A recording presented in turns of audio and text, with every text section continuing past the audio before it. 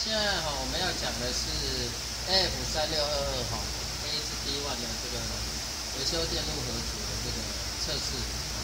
那首先呢，我们先将它的测试日记先把它摆在定位上，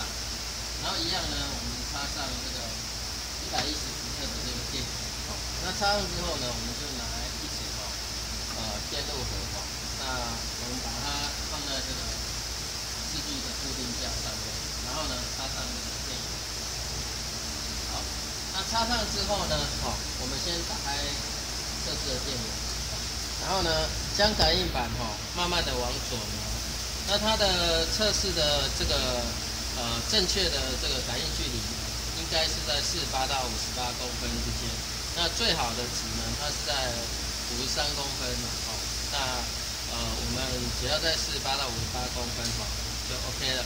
好，那我们把感应板慢慢往左挪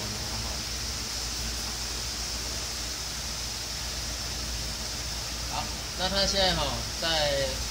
53公分的地方感应到，并且这个电流值呢它是在这个0.4安培的地方那刚刚它是在0.4安培那正确这个值应该是在0.37到0.43安培之间这都是正常的那我们再把感应板挪走，让它产生第二段的冲水。